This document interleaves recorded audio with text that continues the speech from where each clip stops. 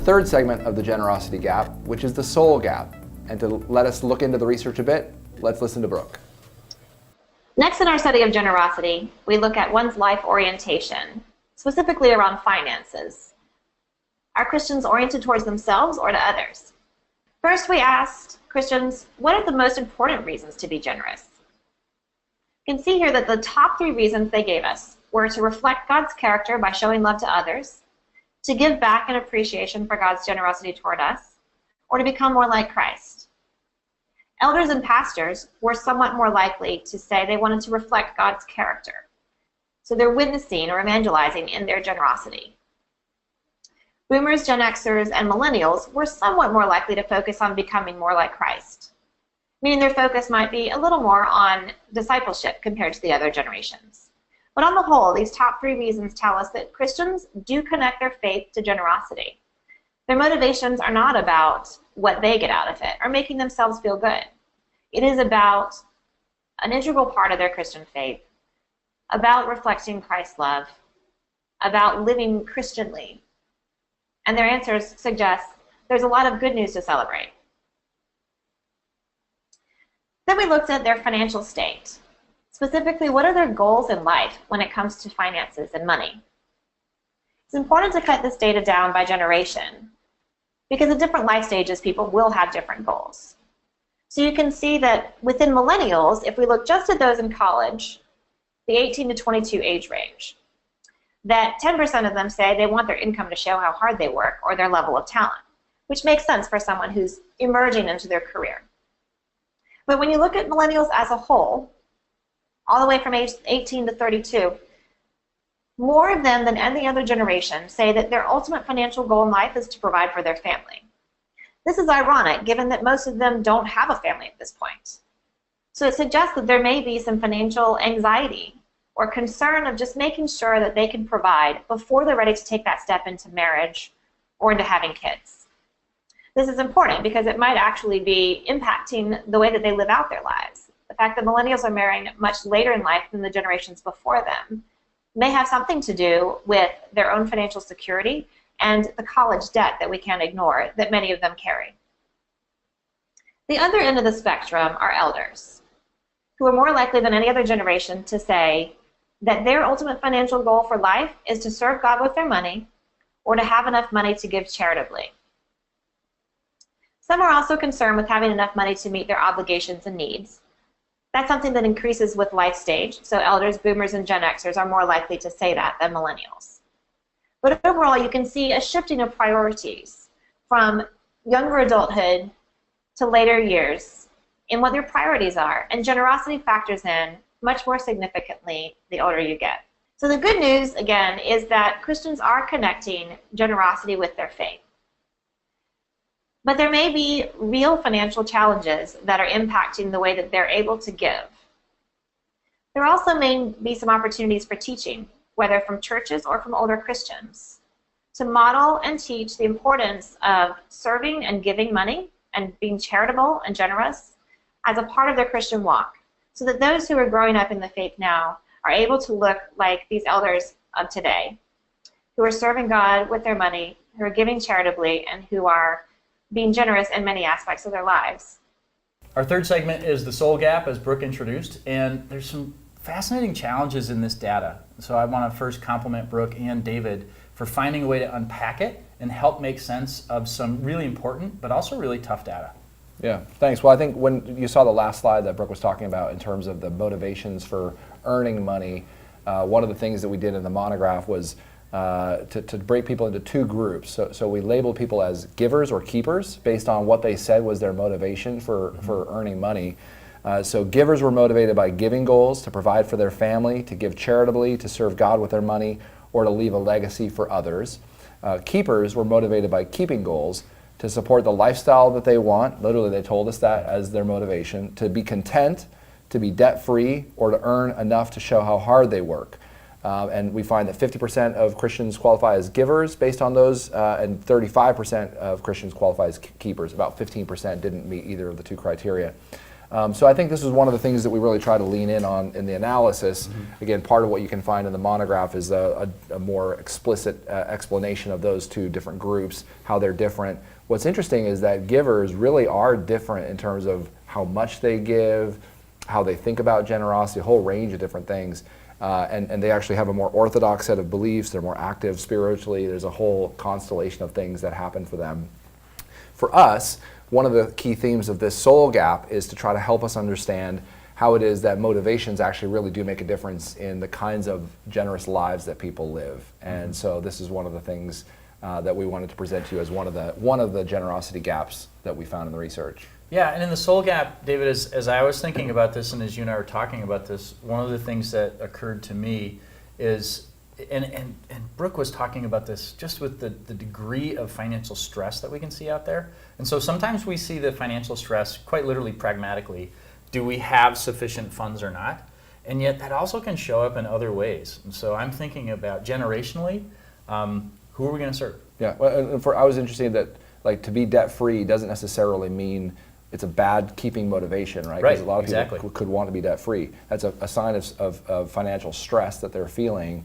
That's very real for them. And to the same extent, someone who says that they want to leave a legacy may or may not be a giver. Right. So just a quick kind of caveat about the data. The way we think about data is that we're talking about people that are generally motivated by giving impulses, or people that are generally motivated by keeping impulses, at least as best as we can discern it based on the way they answer these questions.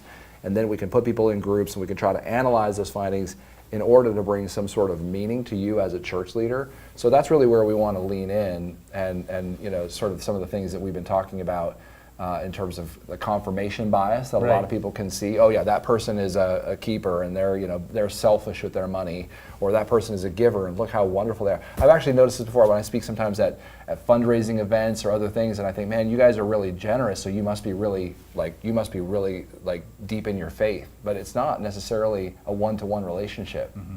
Yeah, and so this is some of the complexity in there's complexity across the entirety of the research. And for us, and I think for Brooke too, is particularly compelling and complex at the soul gap. And so how are we going to make sense of this? So you've heard us in the last two segments say, okay, well, is there a word or a phrase that was occurring and recurring for us as we approach this work? And in this section, in this segment, the word that kept recurring for us is openness. And so in the last segment, particularly around millennials, we said, well, vulnerability, and there's that opportunity for reverse mentoring. And so openness and vulnerability are frankly synonymous with one another, but they show up differently here. David mentioned this idea of confirmation bias. The reason we would really wish for you and implore you to keep openness as you come to this segment of the web series, but also when you get to this part of the monograph, is there's a risk that he and I, we can read this and say, yeah, this actually confirms how I understand the world. Right? This is how I understand this generation or those people, right, at the fundraiser, et cetera.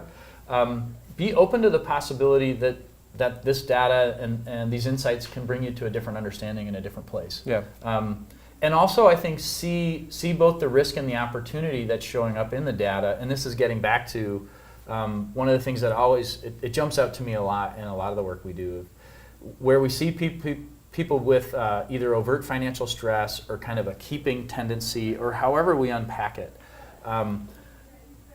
We've got to, the phrase of the day, we've got to lean into that, because we have folks who are at risk of making the decision to be in service to the finances, in service to the propensity to keep, et cetera. And this is part of the incredibly important work of the church, to help people make a different decision. And so I think one of the things for me, the insights, is this openness as pastors towards seeing people in a fresh way and maybe what motivates them. And I think sometimes we can look at people that have means in our church who are accomplished, and we sort of think that there's other things about them that are probably pretty well developed. They're maybe more fully formed disciples, or we'll look at people that are under financial stress, who may not be giving as much in terms of the dollars, but maybe it's one of those widow's mites things where they're actually, they may look like a keeper to us, but they're actually a giver in terms of their heart motivations. So that's, I think, some of the complexity of this. I mean, how does a person measure a soul? How do we measure a soul gap? And that was some of the hard questions that we brought to the data, and to acknowledge our colleague, Allie Hawkins, who helped us with a lot of that analysis. So I think this is part of what we wanted to begin to talk about for you, the generosity gap when it comes to the soul, is looking maybe at some of these scriptural stories of the widow's mite, or looking at Zacchaeus, who Jesus, he's a person who sort of ends up being a keeper. He's defined by all the ways he keeps his money, and after experiencing Jesus, he becomes one of the most generous people. He returns money. He becomes defined by his giving nature and his giving impulses. And so how can we be open, not to be have our own biases confirmed, whether they're generational or oriented around the status of people in our church or how people dress, but recognizing that God wants us to look into the heart, look into the soul, and to be a part of people's journey to reorient their motives through Christ, through the work of the Holy Spirit, towards giving impulses and less towards keeping impulses. Yeah, this is a generation that resorted to self-help. They would have a question and they'd go where? Well, they'd go to Google. Yeah, they go Google it, right? They go to Google.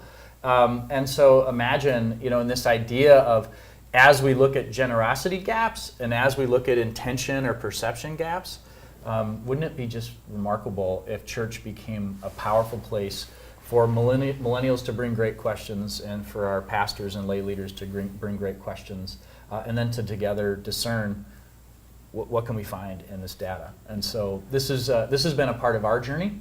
It's been a part of the journey of Thrivent and the Barna team. And it's one of the reasons why this monograph is positioned a bit differently than some of the earlier monographs that Barna has done with us or with others.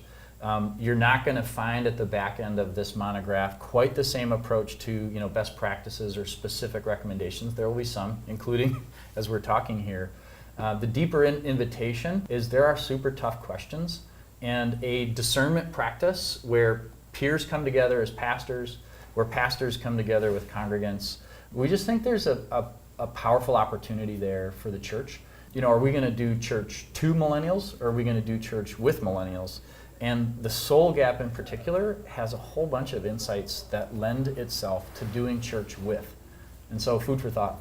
Yeah, I think this gets to one of the key themes that we have been talking about as a company, is that there are a lot of problems that we face as churches and leaders, and they're categorized into two different levels. One is a technical problem, one is an adaptive problem. Yeah. And so we face a lot of technical problems. How do we raise more money for our churches? That's a good question to ask and then to answer.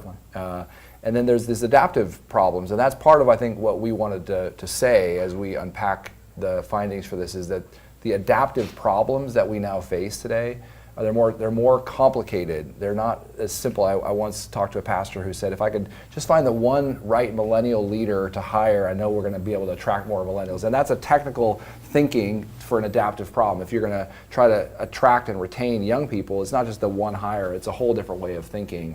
And that's really been the theme throughout all of this when it comes to the mind gap, the heart gap, the soul gap, and what we'll look at next is the strength gap. And so this has been the generosity gap, as we've been looking at some of the complex, really adaptive level challenges that the church is facing when it comes to generosity. This has been the third segment, where we've been looking at the soul gap, some of the most complex questions. In the next segment, we'll be looking at the strength gap, which really relates to how do we motivate people to think about generosity and to live and act generously in the world.